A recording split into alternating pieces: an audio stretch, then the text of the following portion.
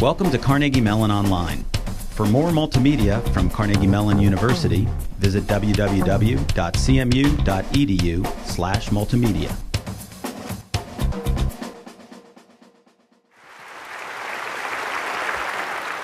Thank you. That's very kind, but never tip the waiter before the meal arrives. Thank you, Gabe and Jim. I couldn't imagine being more grateful for an introduction. These are two people that I've known a long, long time.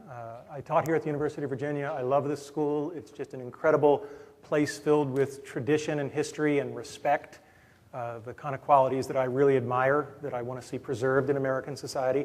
And this is one of the places that I just love for preserving that. I think the honor code alone at the University of Virginia just is something that every university administrator should study and look at and say, you know, why can't we do that too? So I think there are a lot of things about this place to love. I'm going to talk today on the topic of time management. The circumstances are, as you probably know, a little bit unusual. I think at this point I'm an authority to talk about what to do with limited time. My battle with pancreatic cancer started about 1.5 years ago. Fought, did all the right things, but it's, you know, as my oncologist said, if you could pick off a list, that's not the one you'd want to pick. So on August 15th, these were my CAT scans. You can see that if you scroll through all of them, there were about 12 tumors in my liver. And the doctors at that time said, you are likely to have I love the way they say it, you have 3 to 6 months of good health left. Right? Optimism and positive phrasing. It's sort of like when you're at Disney, what time does the park close? The park is open until 8. Right? So I have 3 to 6 months of good health. Well, let's do the math. Today is 3 months and 12 days. So what I had on my day timer for today was not necessarily being at the University of Virginia. I'm pleased to say that we do treat with palliative chemo. They're going to buy me a little bit of time, on the order of a few months, if it continues to work. I am still in perfectly good health. With Gabe in the audience, I'm not going to do push-ups because I'm not going to be shown up. Gabe is really in good shape. But I continue to be in relatively good health. I had chemotherapy yesterday. You should all try it. It's great. But it does sort of beg the question, I have finite time. Some people have said, you know, so why are you going and giving a talk? Well, there are a lot of reasons I'm coming here and giving a talk. One of them is that I said I would, right? That's a pretty simple reason, and I'm physically able to. Another one is that going to the University of Virginia is not like going to some foreign place. People say, aren't you spending all your time with family? And by coming back here for a day, I am spending my time with family both metaphorically and literally, because it turns out that many of you have probably seen this picture from the talk that I gave. These are my niece and nephew, Chris and Laura.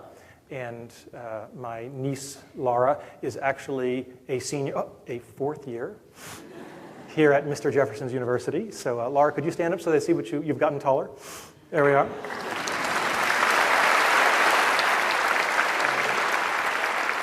And I couldn't be happier to have her here at this university. And the other person, so that's Laura. The other person in this picture is Chris. Chris, if you could stand up so they see you've gotten much taller.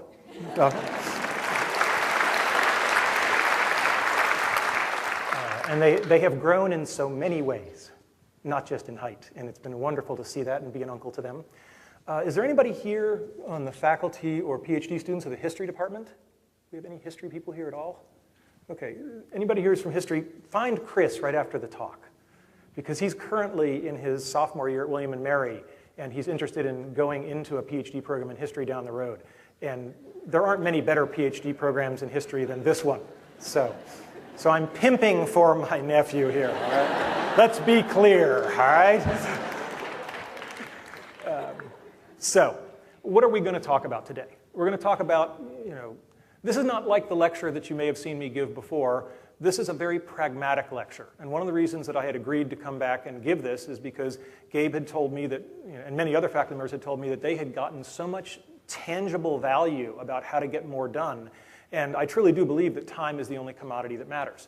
So this is a very pragmatic talk, and it is inspirational in the sense that it will inspire you by giving you some concrete things you might do to be able to get more things done in your finite time. So I'm going to talk specifically about how to set goals, how to avoid wasting time, how to deal with a boss. Originally this talk was how to deal with your advisor, but I've tried to broaden it so it's not quite so academically focused, and how to delegate to people. Some specific skills and tools that I might recommend to help you get more out of the day, and to deal with the real problems in our life, which are stress and procrastination. I mean, if you can lick that last one, you're probably in good shape. And really, you don't need to take any notes, so I'll presume if I see any laptops open, you're actually just, doing IM or email or something. If you're listening to music, please at least wear headphones, I would always say. But all of this will be posted on my website. And just to make it really easy, if you want to know when to look up, any slides that have a red star on them are the points that I think you should really make sure that you got that one. All right? And conversely, if it doesn't have a red star, well, all right. So the first thing I want to say is that Americans are very, very bad at dealing with time as a commodity. We're really good at dealing with money as a commodity. I mean, we're, as a culture, very interested in money, and how much somebody earns is a status thing and so on and so forth. But we don't really have time elevated to that. People waste their time, and it just always fascinates me. And one of the things that I noticed is that very few people equate time and money, and they're very, very equatable. So the first thing I started doing when I was a teacher was asking my graduate students, well, how much is your time worth an hour? Or if you work at a company, how much is your time worth to the company? What most people don't realize is that if you have a salary, let's say you make $50,000 a year, it probably costs that company twice that in order to have you as an employee, because there's heating and lighting and other staff members and so forth. So if you get paid $50,000 a year, you are costing that company, they have to raise $100,000 in revenue. And if you divide that by your hourly rate, you begin to get some sense of what you are worth an hour. And when you have to make trade-offs of, should I do something like write software, or should I just buy it, or should I outsource this, having in your head what you cost your organization an hour is really kind of a staggering thing to change your behavior, because you start realizing that, wow, if I free up 3 hours of my time, and I'm thinking of that in terms of dollars, that's a big savings. So start thinking about your time and your money almost as if they are the same thing. And of course, Ben Franklin knew that a long time ago. So you've got to manage it. And you've got to manage it just like you manage your money. Now, I realize not all Americans manage their money. That's what makes the credit card industry possible. And apparently mortgages, too. So, but most people do at least understand. They don't look at you funny if you say, well, can I see your monetary budget for your household? In fact, if I say your household budget, you presume that I'm talking about money, when in fact the household budget I really want to talk about is probably your household time budget. At the Entertainment Technology Center at Carnegie Mellon, students would come in, and during the orientation I would say, this is a master's program, everybody's paying full tuition, and it was roughly $30,000 a year. And the first thing I would say is, if you're going to come into my office and say, I don't think this is worth $60,000 a year, I will throw you out of the office. I'm not even going to have that discussion. And of course, they would say, oh God, this Pausch guy's a real jerk. And they were right. But what I then followed on with was, because the money is not important. You can go and earn more money later. And what you'll never do is get the 2 years of your life back. So if you want to come into my office and talk about the money, I'll throw you out. But if you want to come into my office and say, I'm not sure this is a good place for me to spend 2 years, I will talk to you all day and all night, because that means we're talking about the right thing, which is your time, because you can't ever get it back. A lot of the advice I'm going to give you, particularly for undergraduates, how many people in this room are undergraduates, by show of hands? Okay, good. Still young. A lot of this, what did Hans and Franz on Saturday Night Live, if you're old enough? Hear me now, but believe me later, right? A lot of this is going to make sense later, and one of the nice things is Gabe has volunteered to put this up on the web. I understand that people can actually watch videos on the web now. So this is... So a lot of this will only make sense later, and when I talk about your boss, if you're a student, think about that as your academic advisor. If you're a PhD student, think of that as your PhD advisor. And if you're watching this and you're a young child, think of this as your parent, because that's sort of the person who is in some sense your boss. And the talk goes very fast, and as I said, I'm very big on specific techniques. I'm not really big on platitudes. I mean, platitudes are nice, but they don't really help me get something done tomorrow. The other thing is that one good thief is worth 10 good scholars. And in fact, you can replace the word scholars in that sentence with almost anything. All right? So almost everything in this talk is to some degree inspired, which is a fancy way of saying lifted, from these two books, and I found those books very useful, but it's much better to get them in a distilled form. So what I've basically done is collected the nuggets for your behalf. I'd like to talk about the time famine. I think it's a nice phrase. Does anybody here feel like they have too much time? Okay, nobody. Excellent.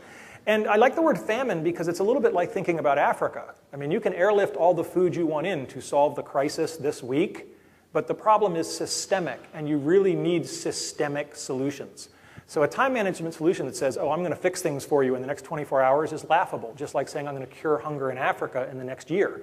You need to think long-term, and you need to change fundamental underlying processes because the problem is systemic. We just have too many things to do and not enough time to do them.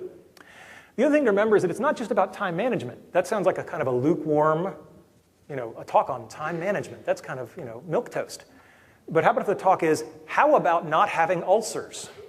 Right? That catches my attention. So a lot of this is life advice. This is how to change the way you're doing a lot of the things and how you allocate your time so that you will lead a happier, more wonderful life. And I loved in the introduction that you talked about fun. Because if I've brought fun to academia, well, it's about damn time. If you're not going to have fun, why do it?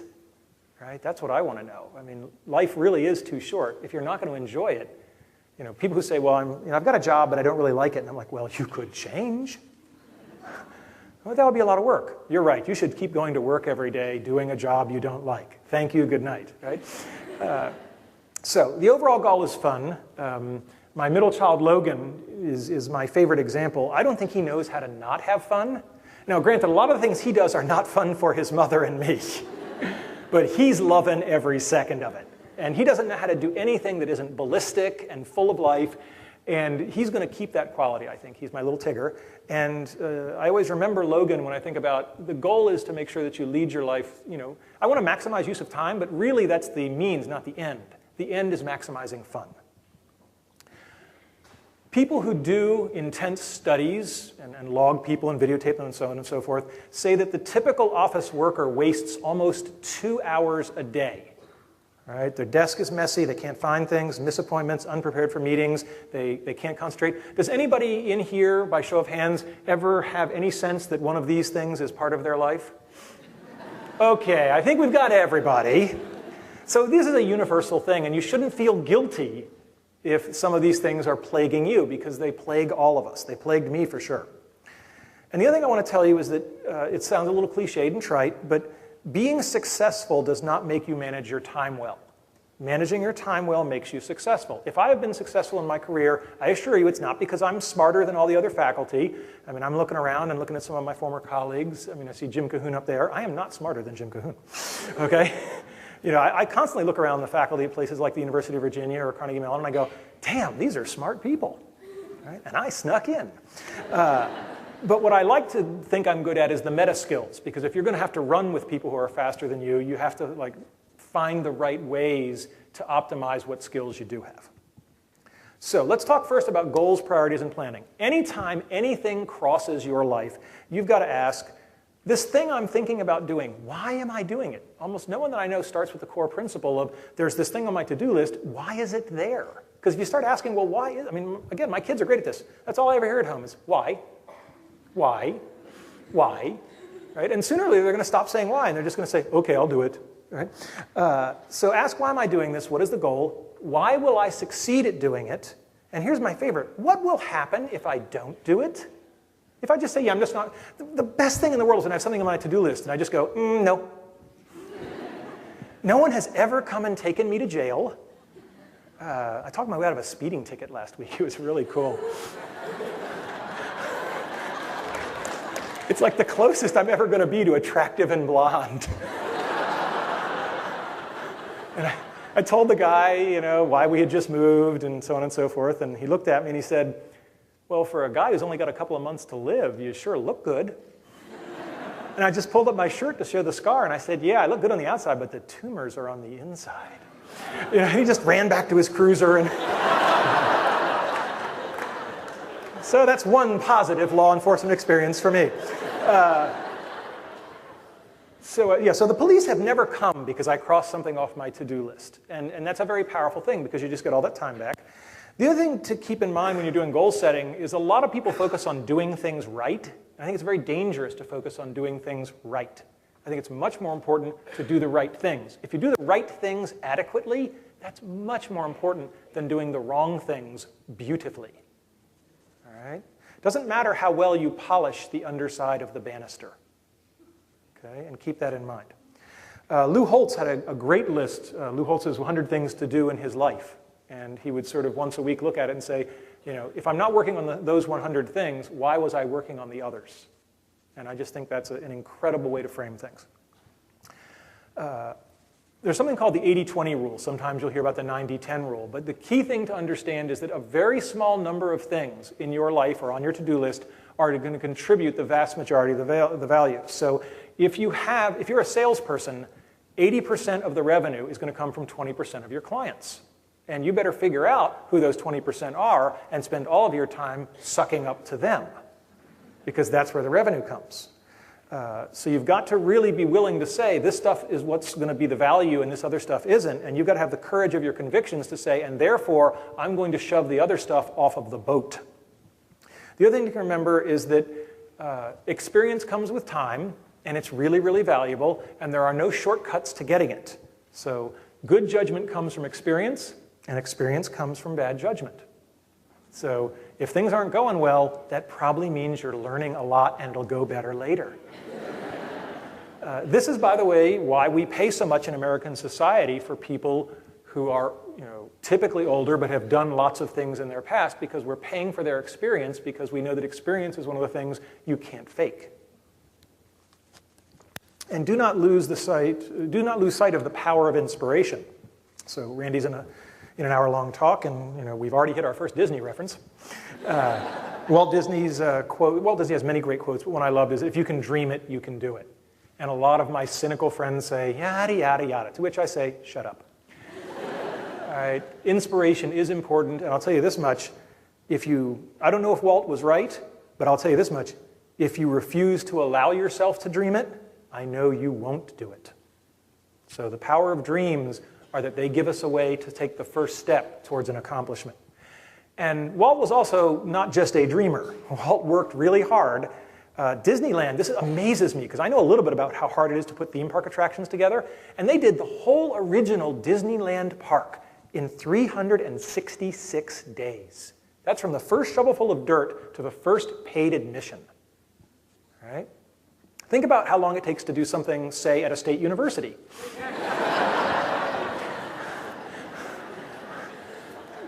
By comparison. So it's just fascinating. When someone once asked Walt Disney, how did you get it done in 366 days? He just deadpanned, we used every one of them. All right? So again, there are no shortcuts. There's a lot of hard work in anything you want to accomplish. All right. Planning is very important. One of the time management cliches is planning to fail. Failing to plan is planning to fail. And planning has to be done at multiple levels. I have a plan every morning when I wake up and I say, what do I need to get done today? What do I need to get done this week? What do I need to get done each semester? That's sort of the time quanta, because I'm an academic. And that doesn't mean you're locked into it. And people say, well, yeah, but things are so fluid. I'm going to have to change the plan. And I'm like, yes, you are going to have to change the plan. But you can't change it unless you have it. And the excuse of I'm not going to make a plan because things might change is just this paralysis of I don't have any marching orders. So have a plan, acknowledge that you're going to change it, but have it so you have the basis to start with. To-do lists. How many people here right now, if I said, can you produce it, could show me their to-do list? Okay, not bad. Not bad. The key thing with to-do lists is you have to break things down into small steps. I literally, once on my to-do list when I was a junior faculty member here at the University of Virginia, I put, get tenure. That was naive. And I looked at that for a while and I said, oh, that's really hard. I don't think I can do that. My children, Dylan and Logan and Chloe, particularly Dylan, is at the age where he can clean his own damn room, thank you very much. But he doesn't like to. And Chris is smiling because I used to do this story on him, but now I've got my own kids to pick on. But Dylan will come to me and say, I can't pick up my room, it's too much stuff. He's not even a teenager and he's already got that move, you know. And I say, well, can you make your bed? Yeah, I can do that. Okay, can you put all the clothes in the hamper? Yeah, I can do that. And you know, you do 3 or 4 things, and then it's like, well, Dylan, you just cleaned your room. I cleaned my room, right? And he feels good. He is empowered.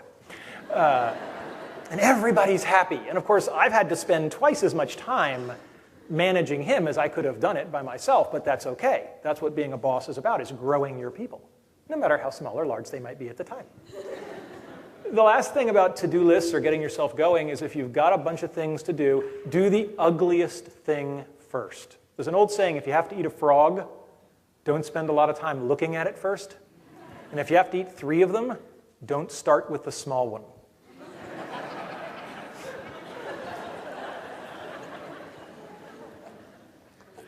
All right, this is the most important slide in the entire talk. So if you want to leave after this slide, I will not be offended because it's all downhill from here. And this is blatantly stolen. This is Stephen Covey's great contribution to the world. He talks about it in the one in the 7 Habits book.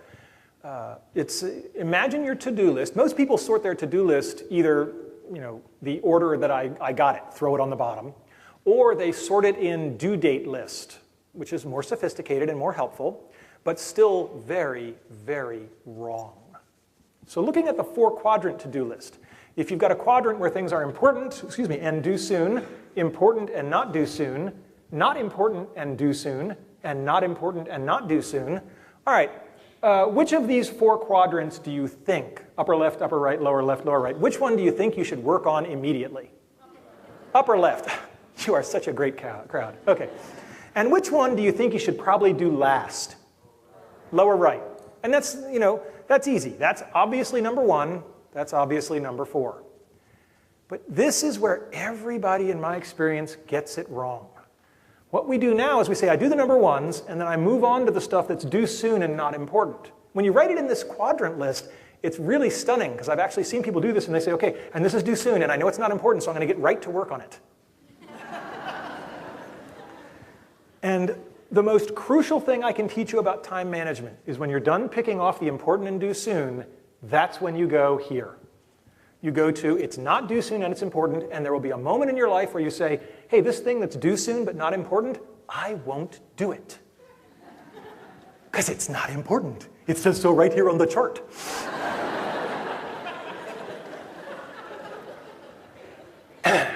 And magically, you have time to work on the thing that is not due soon but is important, so that next week it never got a chance to get here because you killed it in the crib. My wife won't like that metaphor. But you kill you solve the problem of something that's due next week when you're not under time stress because it's not due tomorrow. And suddenly you become one of those Zen-like people who just always seem to have all the time in the world because they've figured this out. All right, paperwork. The first thing you need to know is that having cluttered paperwork leads to thrashing. You end up with all these things on your desk, and you can't find anything, and the moment you turn to your desk is saying to you, I own you. I have more things than you can do. And they are many colors and laid out. So what I find is that it's really crucial to keep your desk clear, and we'll talk about where all the paper goes in a second, and you have one thing on your desk, because then it's like, now it's Thunderdome. Me and the one piece of paper, right? And so I usually win that one. One of the mantras of time management is touch each piece of paper once. You get the piece of paper, you look at it, you work at it, and I think that's extremely true for email. How many people here, well, I'm going to take it for granted that everybody here has an email inbox. How many people right now have more than 20 items in their email inbox? Oh, I'm in the right room. Your inbox is not your to-do list. And my wife has learned that I need to get my inbox clear. Now, sometimes this really means just filing things away and putting something on my to-do list. But remember, the to-do list is sorted by importance. But does anybody here have an email program where you can press the Sort by Importance button? You know, it's amazing how people who build software that really is a huge part of our life and getting work done haven't a clue. And that's not a slam on any particular company. I think they all have missed the boat, and I just find it fascinating. Because everybody I know, or most people I know, have this inbox that, all right, I got to ask, how many people have more than 100 things in their email inbox? Oh, I'm just not going to keep going. This is too depressing. So you really want to get the thing in your inbox, look at it and say, I'm either going to read it right now or I'm going to file it and put an entry in my to-do list. And that's just a crucial thing, because otherwise, every time you go to read your email, you're just swamped, and it's just as bad as the cluttered paper. You're all trying to figure out how that heading goes with that picture.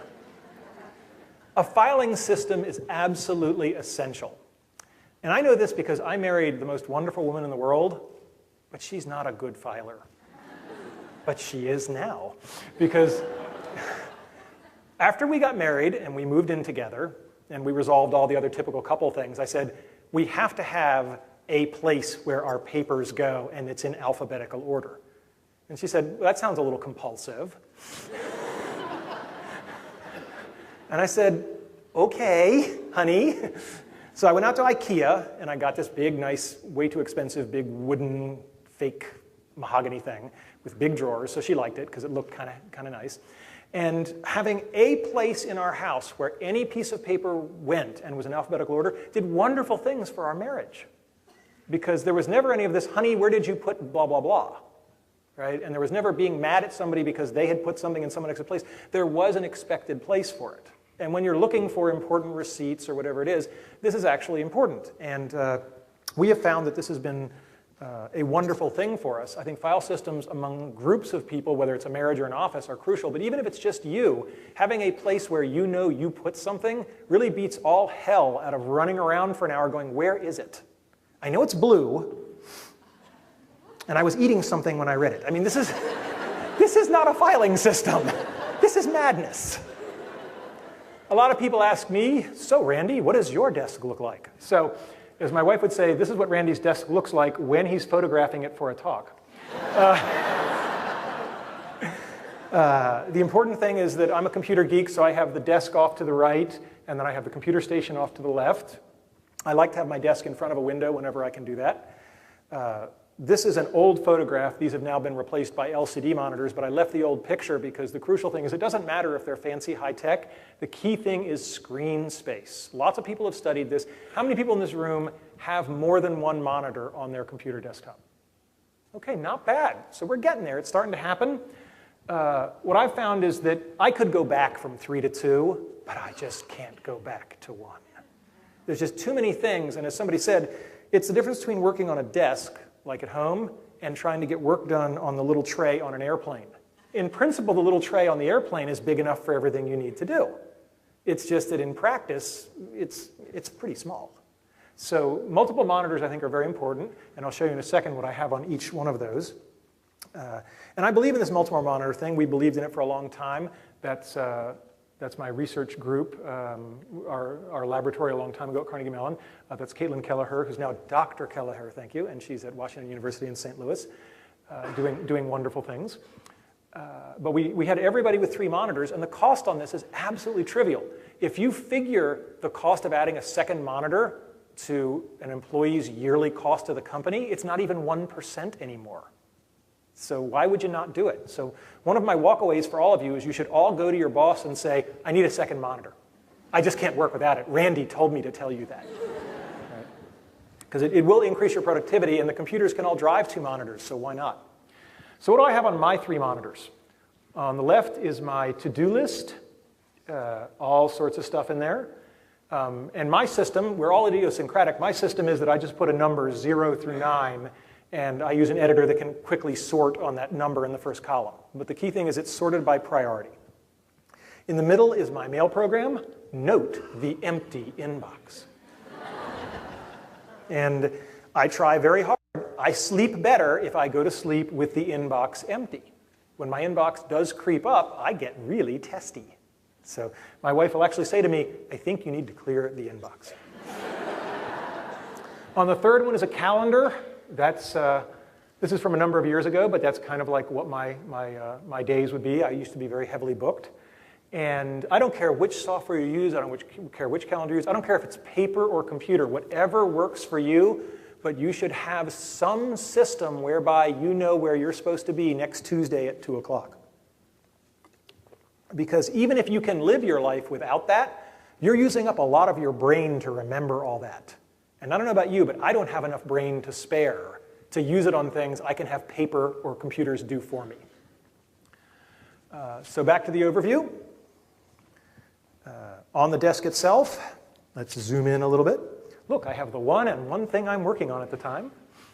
I have a speakerphone. This is crucial. How many people here have a speakerphone on their desks? Okay, not bad, but a lot more people don't. Speakerphones are essentially free, and I spend a lot of time on hold, and that's because I live in American society where I get to listen to messages of the form, "Your call is extremely important to us. Watch while my actions are cognitively dissonant from my words."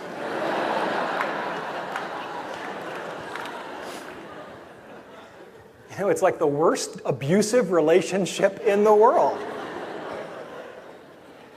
I mean, imagine a guy picks you up on the first date and he smacks you in the mouth and says, "I love you, honey."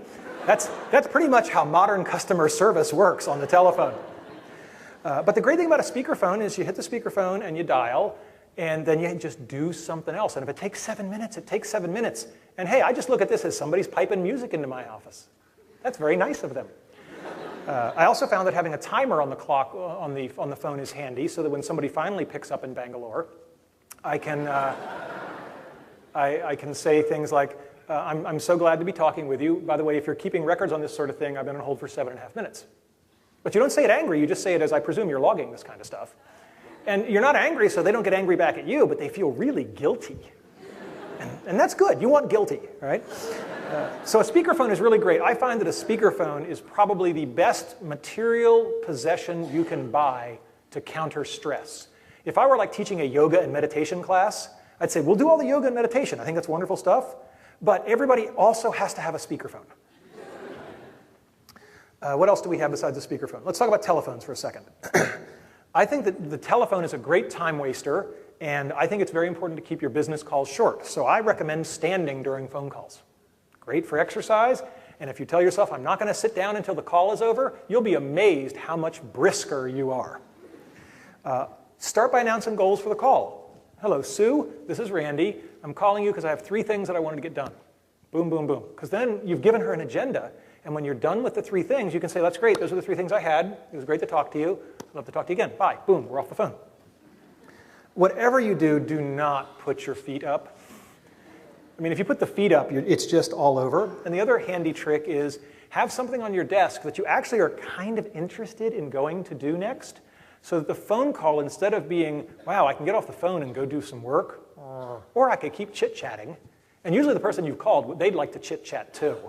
Right? So this is where the time waster in the office goes. And if you're a grad student, well, if you're a grad student, you already know about time wasting. So having something you really want to do next is a great way to get you off the phone quicker. So you got to train yourself. Getting off the phone is hard for a lot of people. I don't suffer from an abundance of politeness. So my sister, who's known me for a long time, is laughing a knowing laugh. When I want to get off the phone, I want to get off the phone. I'm done. And what I say is, I'd love to keep talking with you, but I have some students waiting. Now, I'm a professor. Somewhere there must be students waiting. Right? I mean, it's got to be. Now, sometimes you get in a situation like with a telemarketer, right? And that's awkward because a lot of people are so polite. Now, I have no trouble with telemarketers. I'll just go there with them. Right? If you're a telemarketer and you call my house, you have made a mistake. Right? Yeah, I can't talk right now, but why don't you give me your home phone number and I'll call you back around dinner time. Seinfeld did a great bit on that. Or if you want to be a little bit more over the line, I'd love to talk with you about that. But first, I have some things I'd like to sell you. And the funny part is they never realize you're yanking with them. But if you have to hang up on a telemarketer, what you do is you hang up while you're talking. Well, I think that's really interesting, and I would love to keep, I mean, talk about self-effacing. Hanging up on yourself. And they won't figure it out, and if they do and they call back, just don't answer, right? So 10 years from now, all anybody will remember from this talk is hang up on yourself. The other thing is group your phone calls. Call people right before lunch or right before the end of the day, because then they have something they would rather do than keep chitty-chatting with you. So I find that calling somebody at 11:50 is a great way to have a 10-minute phone call.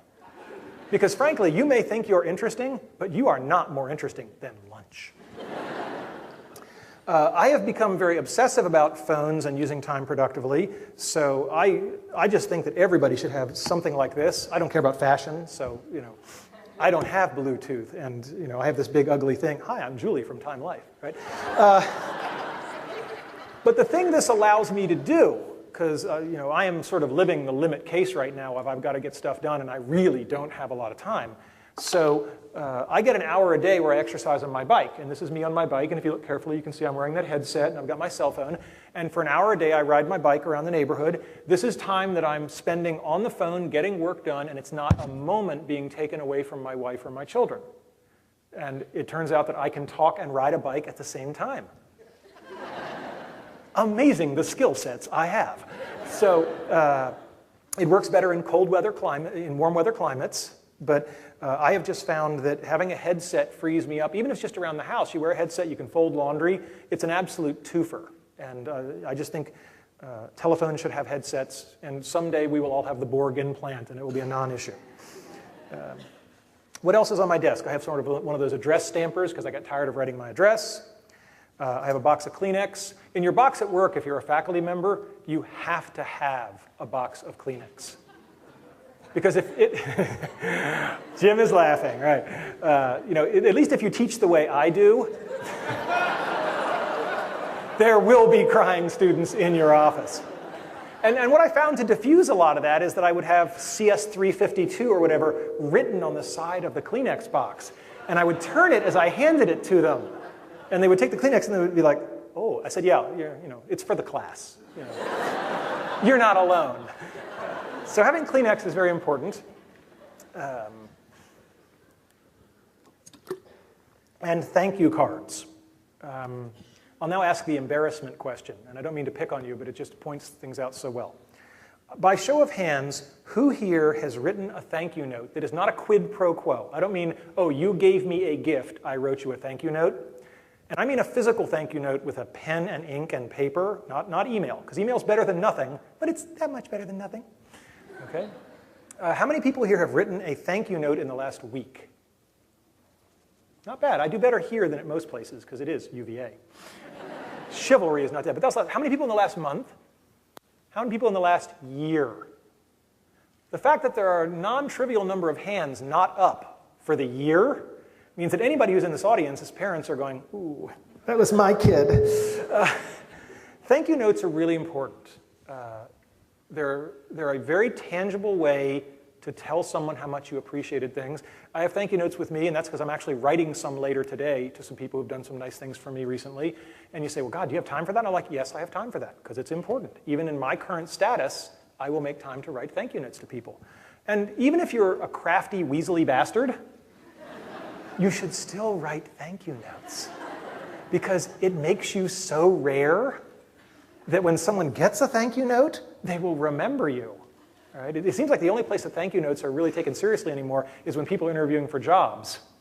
They now sometimes write thank you notes to the recruiters, which I guess shows a sign of desperation on the part of the recent graduates. But thank you notes are a wonderful thing, and I would encourage all of you to go out and buy a stack at your local dime store and have them on your desk so that when the moment seizes you, it's right there. And I leave my thank you notes out on the desk, readily accessible. And as I've said before, gratitude is something that can go beyond cards. When I got tenure here, I took my whole research team down to Disney World on my nickel for a week. And I believe in large gestures, but it was a lot of fun. I wanted to go too, right? I didn't send them without proper chaperoning, after all. What else? I have a paper recycling bin, and this is very good because it helps save the planet, but it also helps save my butt. So when I have a piece of paper that I would be throwing away, I put it in that bin, and that takes, I don't know, a couple of weeks to get filled up and then actually sent somewhere else. And so what I've really done here is I've created sort of the Windows Macintosh trash can you can pull stuff back out of. It works in the real world too. And about once a month, I go ferreting through there to find the receipt that I didn't think I'd ever need again that I suddenly need. And it's extremely handy. I suspect that if I were giving this talk in 10 years, I would say I just put it in the auto scanner. Right? Because I find it almost inconceivable that 10 years from now, first off, that a lot of the stuff would be paper in my hands anyway. But if it were paper, that I would have any notion of doing anything other than putting it on the desk where it goes zzz, and it's already scanned because it touched the desk. Right? You know, this kind of stuff is not really hard to do. So I think that's what's going to happen. And of course, I have a phone book, notepad. I can't live without Post-it notes. Right? I mean, you know, and the view out the window of the dog. Because the dog reminds me that I should be out playing with him. When I got married, I married into a family. I got a wife and 2 beautiful dogs. There's the other one. Could you help me with the debate I've had with my wife? By show of hands, how many people would semantically say the dog is on the couch? Nobody. Thank you. Thank you. Because the dog was not allowed on the couch. And my wife came in one day. And anyway, thank you for agreeing with me. It makes me feel very good. So the dog is wonderful. The dogs have long gone on, but they are still in our hearts and our memories, and I think of them every day, and they're still a part of my life. I've presented to you how I do my office, how I do things. It's not the only way. One of the best assistants I've ever met was a woman named Tina Cobb, and she has a completely different system. She's a spreader. All right? If you think about it, there's a method to her madness. Everything here is exactly 1 arm's radius from where she sits. You know, it's like a 2-armed octopus. And she got so much stuff done, and I never presume to tell somebody else how to change their system if their system is working. Tina was much more efficient than I was. So, you know, I would just say, look, do what works for you. And everybody has to find the system for themselves. But you've really got to think about what makes me more efficient. Let's talk about office logistics. In most office settings, people come into each other's offices and proceed to suck the life out of each other. If you have a big, cushy chair in your office, you might as well just slather butter all over yourself and send yourself naked into the woods for the wild animals to attack you. I say make your office comfortable for you and optionally comfortable for others. So no comfy chairs. I used to have folding chairs in my office. Folded up against the wall. So people want to come into me and talk with me, they can stand. And I would stand up because then the meeting's going to be really fast because we want to sit down. But then if it looks like it's something that we should have a little more time on, I very graciously go over and open the folding chair. I'm such a gentleman. Some people do a different tack on this. They have the chair already there, but they cut 2 inches off the front leg. So the whole time you're in their office, you're sort of scooting yourself up. I'm not advocating that, but I thought it was damn clever the first time I saw it. Scheduling yourself. Verbs are important. You do not find time for important things. You make it. And you make time by electing not to do something else. There's a term from economics that everybody should hold near and dear to that heart, and that term is opportunity cost. The bad thing about doing something that isn't very valuable is not that it's a bad thing to have done it. The problem is that once you spend an hour doing it, that's an hour you can never again spend in any other way. And that's important. Now, how do you keep these unimportant things from sucking into your life? You learn to say no. It's great. My youngest child, Chloe, is at an age where this is her new word. About 2 weeks ago, she learned it. And it's like now everything is no, no, no, no, no, no, no, no. She should be giving this talk. Right? And I asked her, and she said, no. So she's home playing, all right? But we all hate to say no, because people ask us for help, and we want to be gracious. So let me teach you some gentle no's. The first one is, I'll do it if I'm really strapped, but I want to help you. I don't want you to be in the bind. So if nobody else steps forward, I will do this for you, all right? Or I'll be your deep fallback, but you have to keep searching for somebody else. Now, you will find out about the person's character at that moment, because if they say, great, I got my sucker, and they stop looking, then they have abused the relationship. But if they say, that's great, my stress level is down at 0, because now I know it's not going to be a disaster, but I'm going to keep looking for somebody for whom it's less of an imposition. That's a person that will get lots of this sort of support. Okay? When I was in graduate school, we did a moving party with 4 people. A lot of moving parties carry heavy objects. We had 4 people. We should have had 12. It was a long day. And after that, I adopted a new policy. I said, from now on, when somebody says, will you help me move, I'll say, how much stuff you got?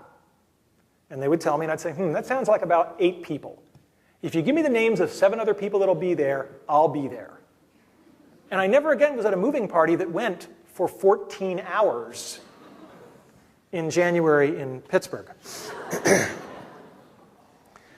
Everybody has good and bad times. A big thing about time management is find your creative time and defend it ruthlessly.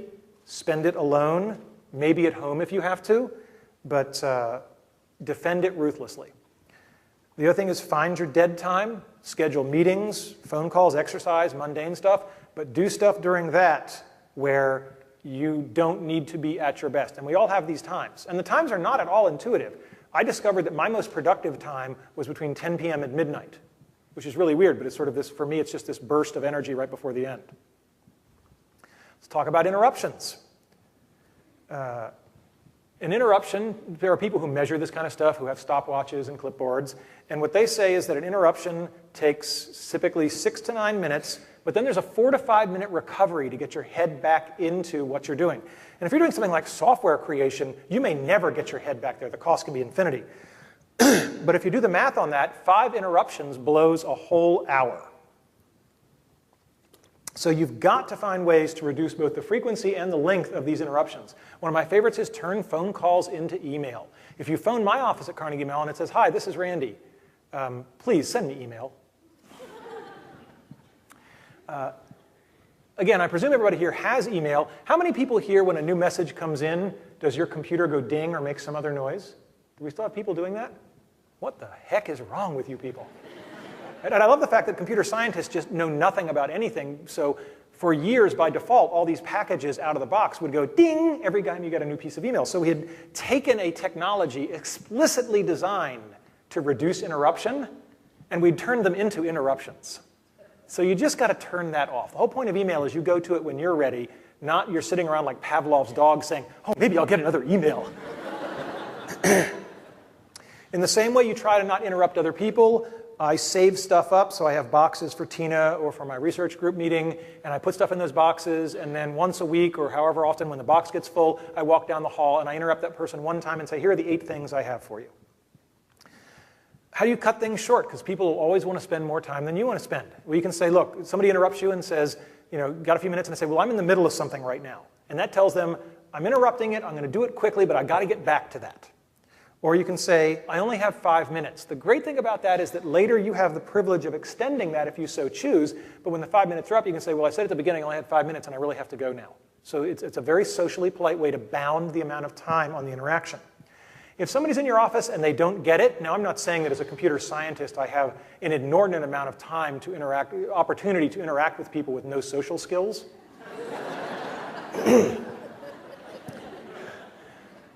But if you have someone in your office who is just not getting it, what you do is you stand up, you walk to the door, you compliment them.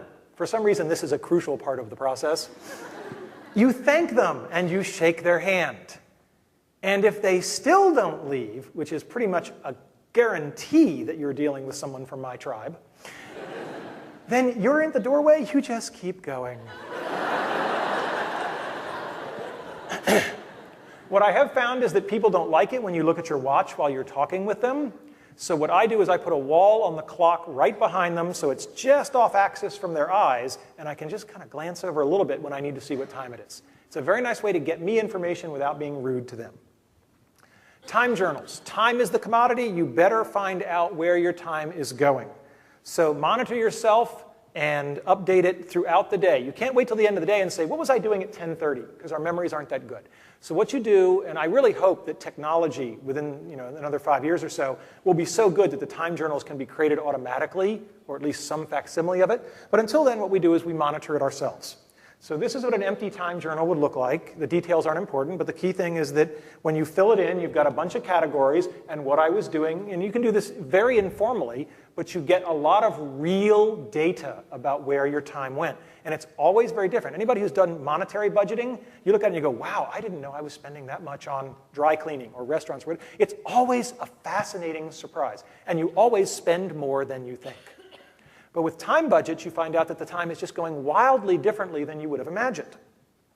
The best example of this I know is Turing Award winner Fred Brooks's time clocks. He's a brilliant computer scientist, but he also has this great array of clocks in his office. And when you go in and talk to him, he says, is this meeting about research or teaching or whatever? And then he flips the appropriate switch. And at the end of the week, he knows exactly where his time went. The man is a genius. When I meet with students, and this is, I think, just as appropriate for people in the workplace, I say, what's your schedule? You have a set of fixed meetings every week. And what you have to do is you have to look at those and identify the open blocks where you're going to waste time. And I can tell you're going to waste time just by looking at it.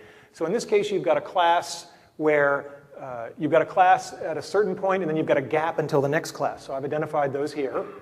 And the gaps between classes that in this case last an hour or an hour and a half, this is just prime time to be wasted. So what I always taught my students was make up a fake class. The fake class is go to one specific place in the library during that hour, and when you're sitting there with just you in the library and your books, there's a pretty good chance you might actually study. So don't go and hang out with friends for an hour. Just make that a fake class. Make your own little study hall. It's a simple trick, but it's amazing how effective it is when somebody just explicitly does it. When you've got your time journal data, what do you figure out from that? What am I doing that doesn't need to be done? What can someone else do? I love every day sort of saying, what am I doing that I could delegate to somebody else? My sister is again laughing because she knows who that person was in our youth. What can I do more efficiently? And how am I wasting other people's time? When you get good at time management, you realize that it's a collaborative thing. I want to make everybody more efficient. It's not a selfish thing. It's not me against you. It's how do we all collectively get more done? As you push on the time journal stuff, you start to find that you don't make yourself more efficient at work so you can become some sort of uber worker person. You become more efficient at work so you can leave at 5 and go home and be with the people that you love. People call this work-life balance. For the junior faculty, you may have heard of it in some sort of mythical sense, but it is possible. I found that I worked fewer hours after I got married, and I got more done. And I was always fascinated in graduate school that the people who graduated fastest with their PhDs were the people who had a spouse and kids. And I said, how can that be? That's like a built-in boat anchor, right? You know, you got all these other demands on your time, and I'm like a single guy, and I got all the time in the world, and that's the problem. I approach it like I got all the time in the world, so my time isn't precious. When you got a spouse and little kids, your spouse is likely to say things to you like, you better not be in at that grad school more than 40 hours a week. So when you come in, you're not sitting around playing computer games. Not that I ever did that. But when you come in, you're coming in and you're doing work. And I found, like most people, that once I got married and had kids, my whole view of time management really got, I mean, we were playing for real stakes now. Because now there are people whose lives are impacted if I'm spending too much time at work. The other thing about time management, it makes you really start to look through a crystalline lens and figure out what's important and what's not. I love this picture. I've blanked out her name, but this says blah, blah, blah, blah, blah. This is a pregnant woman, and it says she is worrying about the effect on her unborn child from the sound of jackhammers. So they're doing construction, and the people here are laughing because they can see that this woman who's so concerned about the jackhammers affecting her unborn child is holding a lit cigarette. You got to get really good at saying, I got to focus my time and energy on the things that matter and not worry about the things that don't. Now, I'm not a medical doctor, and I don't play one on TV, but I'm willing to bet that if I were the fetus, I'd be saying, put the cigarette out, Mom! I can deal with the noise! Alrighty, so in terms of, I want to tell you a little story about effective versus efficient. I actually was going to give this talk a couple of weeks ago, and I talked with Gabe about it, and we were going to come up here because, as a surprise for my wife, her favorite musical group in the whole world is the Police, and has been for a long, long time. They're a wonderful group. And so we said, hey, we're going to drive up to Charlottesville and see them. We managed to get some tickets. And I said, well, honey, well, as long as we're up there, I promised Gabe a long time ago that I wanted to give my time management talk. And she said, okay, because it's about a 3-hour drive, so it's very efficient to couple these two trips together. And about 2 days later, she said, you know, honey, I know how you are with talks. And before you give one for a couple of days, you start to obsess. And as we talked through it, she said, so we're going to go up and this couple's time away, we'd gotten a sitter to watch the kids, and this couple's time away is going to be eaten up by you obsessing over and preparing this talk. And I thought about it, and I said, okay, so obviously the right solution is we should keep our couple's time. We'll go up, we'll see the concert, we'll have our time together, and I'll just schedule a different day, and I'll go up on a one-day trip, and I'll do the talk. And she said, wow, that was easy.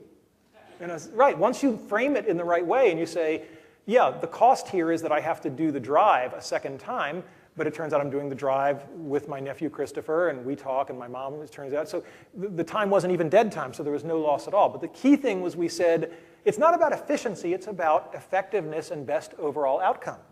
And of course, one of the nice things was that we did get to go to the Police concert, and I really want to thank Gabe and Jim Ayler because we really went to the concert. And my wife was very happy. I'm the guy in the back saying, she's not paying any attention to me today. but it was wonderful. And he is a charming gentleman in person. He is absolutely charming. So let's talk about procrastination. There's an old saying, procrastination is the thief of time. Procrastination is hard. And I have a little bit of an insight here for you. We don't usually procrastinate because we're lazy. Sometimes people rationalize their procrastination. They say, well, gee, if I wait long enough, maybe I won't have to do it. Right? That's true. Sometimes you get lucky. All right? And other people say, gee, if I start on it now, I'm just going to spend all the time on it. If I only give myself the last 2 days, I'll do it in 2 days because that's the work expands to fill the time available, Parkinson's law. That's marginally true. But I think the key balance here is to understand that doing things at the last minute is really expensive. And it's just much more expensive than doing it just before the last minute. So if you're doing something and you can still mail it through the US mail, you have suddenly avoided the, oh my God, I've got to do the whole FedEx thing. Now, I love FedEx. FedEx supports our whole universal habit of procrastination. But it also allows us to get stuff there when it really has to be there in a hurry. So that's a wonderful thing. But I think you have to realize that if you push things right up to the deadline, that's where all the stress comes from. Because now you can't reach people. If somebody is out of the office for just 1 day, your whole plan is upset. So you really have to work hard on this kind of stuff. The other thing is that deadlines are really important. We are all essentially deadline driven. So if you have something that isn't due for a long time, make up a fake deadline and act like it's real. And that's wonderful because those are the deadlines when push comes to shove. You can slip them by a couple of days and it's all right. So they're less stressful. If you are procrastinating, you've got to find some way to get back into your comfort zone. Identify why you're not enthusiastic. Whenever I procrastinate on something, there's always a deep psychological reason. Usually it's I'm afraid of being embarrassed because I don't think I'll do it well, or I'm afraid I'm going to fail at it. And sometimes it involves asking somebody for something. And one of the most magical things I've learned in my life is that sometimes you just have to ask, and wonderful things happen. But you just have to, step out and do that. I won the parent lottery. I have just wonderful parents. And my dad, unfortunately, passed away not too long ago. But this is one of my favorite photographs because my dad was such a smart guy. I could almost never surprise him or impress him because he was just that good. But we were down on a family vacation at Disney World, and the monorails were going by, and we're going to board the monorail. And we noticed that in the front, up here in the cabin, I don't know if you can see it in this picture, but there's an engineer who drives the monorail, and there were actually guests up in there with him, which is kind of unusual. My dad and I were talking about that, and I knew, because I've done some consulting for Disney. My dad's saying, oh, they probably have to be special VIPs or something like that. I said, oh, there is a trick. There is a special way you get into that cabin. And he said, really, what is it? And I said, I'll show you. Dylan, come with me. And Dylan, who's the back of his head, you can see there, we walk up and I whisper to Dylan, ask the man if we can ride in the front. And we go up to the attendant and the attendant says, why, yes, you can. And he opens the gate and my dad is just like, I said, I told you there was a trick. I didn't say it was hard. And sometimes all you have to do is ask, and it's that easy. Let's talk about delegation. Nobody operates individually anymore, and you can accomplish a lot more when you have help. However, most people delegate very poorly. They treat delegation as dumping. I don't have time to do this, you take care of it. And then they micromanage, and it's just a disaster. The first thing, if you're going to delegate something to a subordinate, is you grant them authority with responsibility. You don't tell somebody, go take care of this, but if you need to spend any money, you've got to come back to me for approval. That's not empowering them. That's telling them you don't trust them. If I trust you enough to do the work, I trust you enough to give you the resources and the budget and the time and whatever else you need to get it done. You give them the whole package. The other thing is delegate, but always do the ugliest job yourself. So when we need to vacuum the lab before a demo, I bring in the vacuum cleaner and I vacuum it. All right? Do the dirtiest job yourself so it's very clear that you're willing to still get the dirt on your hands. Treat your people well. People are the greatest resource, and if you are fortunate enough to have people who report to you, treat them with dignity, respect, and, to sound a little bit corny, the kind of love that they should have from someone who cares about them and their professional development. And for crying out loud, staff and secretaries are your lifeline. Right? If you don't think you should treat them well because it's a decent thing to do, at least treat them well, because if you don't, they will get you. Right? And they will get you good, and you will deserve it, and I will applaud them. Am I giving a talk on time management with Alf Weaver in the audience? Where is Alf? There he is. That's like talking about surviving the Jonestown flood if Noah's in the audience. One of the things that Alf Weaver taught me is, whether it's to a colleague or to a subordinate, if you want to get something done, you cannot be vague. And he said, you give somebody a specific thing to do, a specific date and time. Thursday is not a specific time. Thursday at 3:22 gets somebody's attention. And you give them a specific penalty or reward that will happen if that deadline for that thing is not met. And then he paused and he said, and remember, the penalty or reward has to be for them, not you. Right? I will be screwed over if you don't meet that deadline. Oh, bummer. Right? This is an important point to not get wrong. Challenge people. I've been told that one of the tricks is you delegate until they complain. I don't know about until they complain, but what I've found is that under-delegation is a problem. People are usually yearning for the opportunity to do more. They want to be challenged. They want to prove to you and themselves they can be more capable, so let them. Communication has to be clear. So many times people get upset with their bosses because there's a misunderstanding, and particularly in a time of email, it's so easy to communicate via email. Even if you've had a face-to-face conversation, send a 2-line email just to be specific afterwards. And it's not like we're trying to be all lawyer-like. It's just that, as Judge Wapner said, get it in writing, if you remember the People's Court. And Judge Wapner said, if there isn't a problem, it's not a problem. It didn't take you much time. But if there ever is a problem, well, wait a second, there won't be a problem because there's a written record. And that's the magic. There won't be a confusion because you can't disagree about the written word. Don't give people how you want them to do it. Tell them what you want them to do. Give them objectives, not procedures. Let them surprise you with a way of solving a problem you would never have imagined.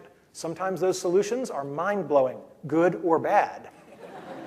But they're really much more fun than just having them do it the way you would have done it. And you know what? If you're in a university, your job should be to have people smarter than you, i.e. your students, and they will come up with stuff you would never have thought of. The other thing is, tell people the relative importance of each task. I meet so many people who say, oh, my boss is an ogre. They gave me 5 things to do. I'm like, well, did they tell you which one was the most important? Oh, yeah. I guess I could ask that. Knowing that if you have 5 things, which are the ones to get done is really important, because if you're flying blind, you got a 20% chance of getting them done in the right order. And delegation can never be done too young. Does everyone see the difference in the 2 pictures? This is my daughter, Chloe. I love her to death, but I want her to grow up to be a wonderful person, and I know the sooner she holds her own bottle, the better. Sociology, beware upward delegation. Sometimes you try to delegate and people try to hand it back to you. One of the best things I ever saw was someone who had a secretary trying to say, I can't do this, you'll have to take it back. And he just put his hands behind his back and took a step backwards. And then he waited. And then eventually the secretary said, or maybe I could find this other solution. And he said, that's wonderful. I'm so proud you thought of that. All right? It was an elegant gesture. Reinforced behavior won't be repeated. One of my favorite stories in the 1-Minute Manager is he talks about, did you ever wonder how they got the killer whales to jump through the hoop? If they did it like modern American office managers, they would yell at the killer whale, jump through the hoop! And then every time the killer whale didn't jump through the hoop, they'd hit it with a stick. Right? I mean, this is how we train people in the office place. Read the book if you want to see how they actually do it, because I'm curious. I mean, I know now, but it's really cool how they get them to do it. So reinforced behavior won't repeated. When people do things that you like, praise them and thank them. That's worth more than any amount of monetary reward or a little plaque. People really like to just be told straight up, thank you, I really appreciate that you did a good job. The other thing is that if you don't want things delegated back up to you, don't learn how to do them. I take great pride. I don't know how to run photocopiers and fax machines, and I ain't going to learn. Right? That's certainly how I'm not going to spend my remaining time. Meetings. The average executive spends more than 40% of his or her time in a meeting. My advice is when you have a meeting, lock the door, unplug the phone, and take everybody's BlackBerries. Because if it's worth our time, it's worth our time. If it's not worth our time, it's not worth our time. But I don't have any interest in being in a room with 6 people who are all half there, because that's very inefficient. I don't think meetings should ever last more than an hour, with very rare exception. And I think that there should be an agenda. I got into a great habit a couple of years ago when I just started saying, if there's no agenda, I won't attend. And the great thing about that is whoever called the meeting had to actually think before they showed up about why we were supposed to be there, because otherwise it's like, well, why are we here? Because we had a meeting. It's on all of our calendars. It's just a classic Dilbert moment. So, most important thing about meetings, and again, this comes from the 1 Minute Manager, 1 minute minutes. At the end of a meeting, somebody has to have been assigned the scribe, and they write down in 1 minute or less what decisions got made and who is responsible for what by when, and then they email it out to everybody. Because if you don't do that, you have your next weekly meeting next week, and you all sit around going, now who was going to do this? Right? It's very inefficient. And it's so fast to just do these 1 minute minutes. Let's talk about technology. People, I'm a computer scientist, so they say, which gadget will make me more time efficient? And I don't have an answer for that. It's all idiosyncratic. But I will tell you that my favorite comment about technology comes from a janitor at the University of Central Florida who said, computers are faster, they just take longer. That's Zen right there. So that's another way of saying only use technology that's worth it. And worth it is end to end, did it make me more efficient? And that depends on how you work, and we're all different. And remember that technology is getting insane. I walked into McDonald's and I ordered, Happy Meal number 2, and they said, would you like a cell phone with that? I went to the grocery store to buy 16 slices of American cheese, and you get Grolier's Encyclopedia. So with 16 slices of cheese, you get all of man's knowledge for free.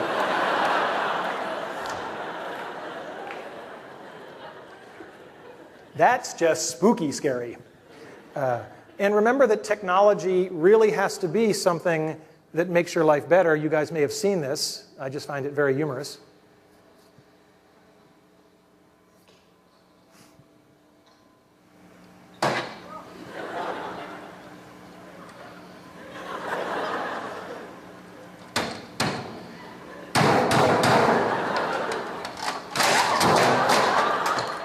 So, only use technology that helps you. I find that technology is good if it allows you to do things in a new way. Just doing the same things a little bit faster with technology is nice, but when technology changes the workflow. So I was carving pumpkins a few years ago, and this is FM, a good friend of mine, and I don't know if you can see it, but down by her right knee is a pattern, and you lay this pattern over the pumpkin, and you get this little special carving knife, and you can, instead of these amateurish pumpkins like I made, you get this sort of howling at the moon. And her husband Jeff and I thought this was really cool, but in a sign of a reactionary Burning Man kind of a moment, we grabbed our power drills and we carved our pumpkins that way. Use technology if it changes the way you do things, because you get and believe me, the result of a power drill, you get these little, oh, it's just gorgeous. Let's talk briefly about email, because email is such a large part of all our lives. First off, don't ever delete any of it. Save all of it. I started doing this 10 years ago. Right? An interesting thing is that all the historians talk about, oh, it's such a shame we don't have people keeping diaries. We don't know what their day is like. I'm like, you fools. We have just entered a society circa about 10 years ago, and I'm a living example of it. Every piece of my correspondence is not only saved, it's searchable.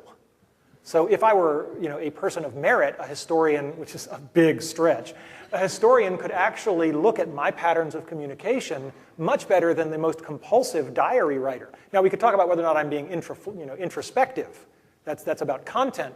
But in terms of quantity, it's great. And of course, you can save your email and you can search it, and it's just wonderful because you can pull back stuff from 5 years ago. So never delete your email. Here's a big email trick. If you want to get something done, do not send the email to 5 people. Hey, could somebody take care of this? every one of those 5 recipients is thinking one and only one thing. I deleted it first. Right? So the other 4 people will take care of this. I don't have to. So you send it to one and only one person. But if you really want it to be done, send it to somebody who can do it. Tell them what, again, Alf Weaver, specific thing, specific time.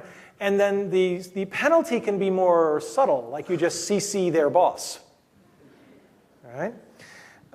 And the other thing, and I had this conversation with every student in my entire career, because they send email, and then they just wait for the person to respond.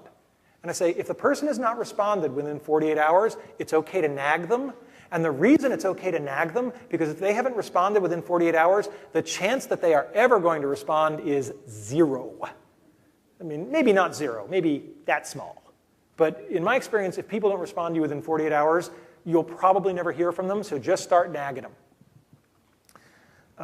Let's talk about the care and feeding of bosses. There's a phrase, managing from beneath. Because we all know that all bosses are idiots. That's certainly the expression, the sense I've gotten from everybody who has a boss. When you have a boss, write things down. Do that clear communication thing. Ask them, when is our next meeting? What do you want me to have done by then? So you've got sort of a contract. Who can I turn to for help besides you, because I don't want to bother you? And remember, your boss wants a result, not an excuse. General advice on vacations. Phone callers should get 2 options. The first one is, when you're on vacation, the first option is, contact John Smith, not me. I'm out of the office, but this person can help you now if it's urgent. Or call back when I'm back. Why? Because you don't want to come back to a long sequence of phone messages saying, hey, Randy, can you help me get care of this? And then you call them back, and you've been on vacation for a week. They already solved it. And the other thing is that it's not a vacation if you're reading email. Right? Trust me on that. It's not a vacation if you're reading email. I can stay in my house all weekend and not read email, and it's a vacation. But if I go to Hawaii and I've got a BlackBerry, I'm not on vacation. And I know this. When I got married, my wife and I got married, we left our reception in a hot air balloon, which did not have wireless on it. And Dean Jim Morris at the time, we took a month-long honeymoon, which was great, but not really long enough. And Jim Morris said, and I said, I'm not going to be reachable for a month. And Jim said, that's not acceptable. I said, what do you mean it's not acceptable? He said, well, I pay you. So that's the not acceptable part. And I said, oh, okay. And I said, so there has to be a way to reach me. And he said, yes. I said, okay. So if you called my office, there would be a phone answering machine message that said, hi, this is Randy. I'm on vacation. I waited till 39 to get married. And so we're going for a month. And I hope you don't have a problem with that. But apparently my boss does. So he says I have to be reachable. So here's how you can reach me. My wife's parents live in blah, blah, blah town. Here's their names. If you call directory assistance, you can get their number. And then if you can convince my new in-laws that your emergency merits interrupting their only daughter's honeymoon, they have our number. Here's some of my most important advice. We close with some of the best stuff. Kill your television. People who study this say the average American watches 28 hours of television a week. That's almost 3/4 of a full-time job. So if you really want to get time back in your life, you don't have to kill your television, but just unplug it, put it in the closet, and put a blanket over it. See how long it takes you to get the shakes. Turn money into time, especially junior faculty members or other people who have young children. This is the time to throw money at the problem. Hire somebody else to mow your lawn. Do whatever you need to do, but exchange money for time at every opportunity when you have very young children, because you just don't have enough time. It's just too hard. And the other thing is eat and sleep and exercise. Above all else, you always have time to sleep, because if you get sleep deprived, everything falls apart.